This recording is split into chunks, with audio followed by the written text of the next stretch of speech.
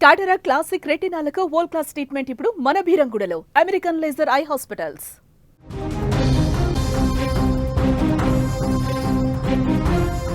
Breaking news చూస్తున్నాం. టీవీకి అధినేత విజయ్ ఇంటి వద్ద హై టెన్షన్ వాతావరణం అయితే కనిపిస్తున్నట్లుగా తెలుస్తోంది. విజయ్ ఇంటి వద్ద భారీగా పోలీసులు అయితే మోహరించారు.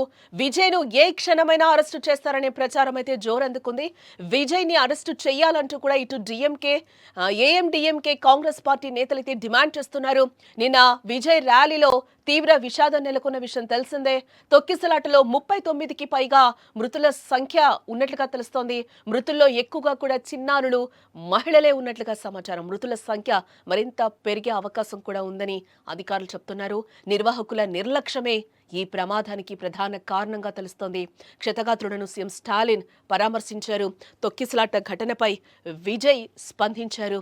ఈ ఘటనతో హృదయం ముక్కలైందని కూడా విజయ్ ఒక ట్వీట్ అయితే చేశారు.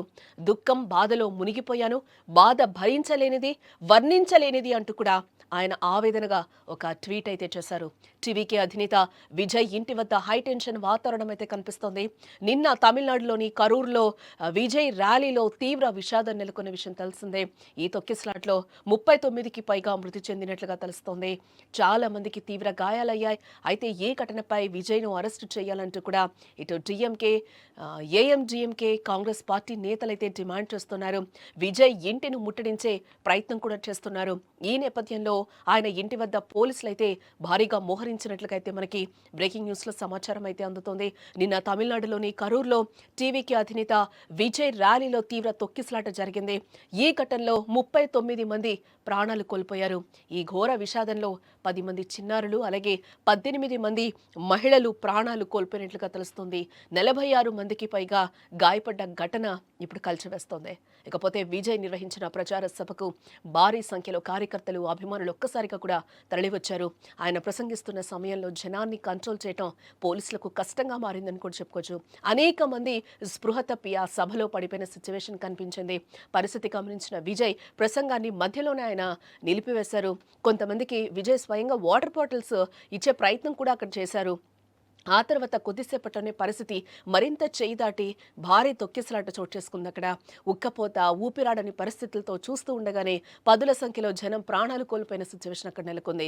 భారీ జన సమూహంలో అతి కష్టం మీద అక్కడికి చేరుకున్న అంబులెన్సుల్లో బాధితులను ఆసుపత్రులకు తరలించి ప్రథమ చికిత్సను కూడా అందించారు. మరోపక్క తొక్కిసలాట ఘటనపై విజయ్ స్పందించడం జరిగింది.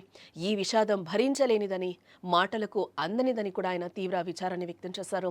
నా గుండె బద్దలైపోయింది, భరించలేని, మాటలు చెప్పలేని బాధ, దుఃఖంలో ఉన్న ఈ ఘటనలో మరణించే వారికి సంతాపం తెలియజేస్తున్నా.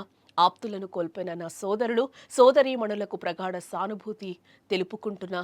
గాయపడ్డ వారు త్వరగా కోలుకోవాలని దేవుణ్ణి ప్రార్థిస్తున్నానని విజయ్ ఈ సందర్భంగా ట్వీట్ చేయడం జరిగింది.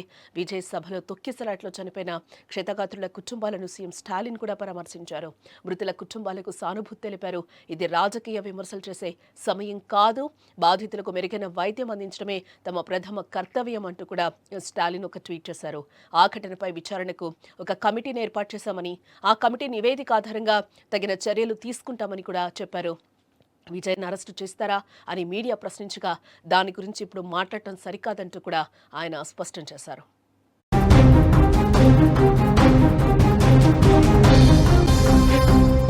ఈ ఘటనపై ఇప్పటికే ప్రధాని మోదీ, తమిళనాడు సీఎం స్టాలిన్ దిగ్భ్రాంతిని వ్యక్తం చేశారు. సీఎం స్టాలిన్ విచారం వ్యక్తం చేశారు. క్షతగాత్రులకు ఫ్రీగా మెరుగైన వైద్యం అందించాలంటూ కూడా అధికారులను ఆయన ఆదేశించడం జరిగింది. ఈ ఘటనపై రేపు ఉదయం వరకు కూడా ప్రాథమిక రిపోర్ట్ అందించాలని కూడా సీఎం స్టాలిన్ ఉన్నతాధికారులను అయితే ఆదేశించారు. ఇప్పటికే కరూర్ తొక్కిసలాట్లో మృతి చెందిన వారి కుటుంబాలకు ఒక్కొక్కరికి కూడా 10 లక్షల చొప్పున సాయం చేస్తామని సీఎం స్టాలిన్ అయితే ప్రకటించారు. తీవ్రంగా గాయపడిన వారికి ₹1,00,000 పరిహారం అందించనున్నట్లు కూడా ఆయన చెప్తున్నారు. అలాగే కరూరు వెళ్లి క్షతగాత్రుల్ని పరామర్శిస్తారు అని కూడా ఆయన చెప్తున్నారు. అయితే ఈ ఏడాది జూన్లో బెంగళూరులో కూడా భారీ తొక్కిసలాట జరిగిన విషయం తెలిసిందే. ఆర్సీబీ విజయోత్సవ పరేడ్లో తొక్కిసలాట జరిగి ఇప్పటికే 11 మంది మృతి చెందారు. మరో 50 మందికి పైగా గాయాలైన విషయం కూడా తెలిసిందే. అయితే అప్పుడు కూడా ఆర్సీపీ ఫ్యాన్స్ రూల్స్‌ను పాటించలేదని వ్యక్తమైంది. అయితే ఇప్పుడు కూడా ఇలాంటి పరిణామం ఎదురైనట్లు తమిళ న్యూస్ ఛానెల్‌లు మరొక్కసారి వీటిని గుర్తు చేస్తూ చెప్తున్నాయి. విజయ్ అభిమానులు, కార్యకర్తలు కూడా రూల్స్ పాటించలేదు అని కూడా వాళ్ళు చెప్తున్నారు.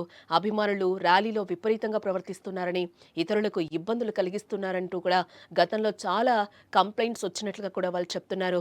విజయ్ ఫ్యాన్స్ చెట్లెక్కడం, టవర్స్ ఎక్కడం, కిలోమీటర్ల కొద్దీ ర్యాలీలుగా బయలుదేరడం, గోడలెక్కడం, ఇలా విజయ్‌ను చూసేందుకు లక్షలాది మందిగా తరలి వస్తున్నట్లుగా కూడా సమాచారం అందుతోంది. విజయ్ శనివారాల్లో ఇప్పటివరకు నిర్వహించిన ర్యాలీల్లో ప్రతిసారి ఫ్యాన్స్, కార్యకర్తలు భారీగానే వస్తున్నట్లుగా కూడా మనకి తెలుస్తోంది. శని, ఆదివారాల్లో చాలా స్కూళ్ళు, కాలేజీలు కూడా సెలవుల కారణంగా విద్యార్థులు, యూత్ విజయ్‌ని చూసేందుకు అధిక సంఖ్యలో వస్తూ ఉంటారని కూడా చెప్తున్నారు. పొద్దటి నుంచి ఏం తినకుండా విజయ్ కోసం ఎదురు చూస్తున్నట్లు ర్యాలీలో కొందరు ఫ్యాన్సే ఇక్కడ చెప్పడం కూడా గమనార్హం. గతంలో ఆర్సీబీ ఫ్యాన్స్ చేసినట్లుగానే వీళ్ళు కూడా క్రమశిక్షణ లేకుండా ప్రవర్తించినట్లు, అందుకే తొక్కిసలాట జరిగినట్లు కూడా ఇప్పుడు తమిళ మీడియా కోడైకూస్తోంది. ఇటు మరోవైపు చూస్తే కరూర్ మీటింగ్‌కు పోలీసులు 10,000 మందికే పర్మిషన్ ఇచ్చినట్లు కూడా మనకు తెలుస్తుంది. బట్ ఇక్కడ 2,00,000 మంది దాకా హాజరయ్యారు, వచ్చారనేది కూడా మీడియా చెప్తూ ఉంది. అంతమందికి సరిపడా స్థలం లేక తొక్కిసలాట జరిగినట్లు అక్కడి మీడియా ఛానళ్ళు అయితే చెప్తూ ఉన్నాయి. అలాగే విజయ్ రావాల్సిన సమయం కంటే 5-6 గంటలు ఆలస్యంగా వచ్చినట్లు కూడా తెలుస్తోంది. ఎటువంటి నియంత్రణ లేకుండా ఒక చిన్న స్థలంలో వేలాది మంది గుమికూటమి ఈ తొక్కిసలాటకు దారితీసిందని కూడా తమిళ మీడియా చెప్తోంది.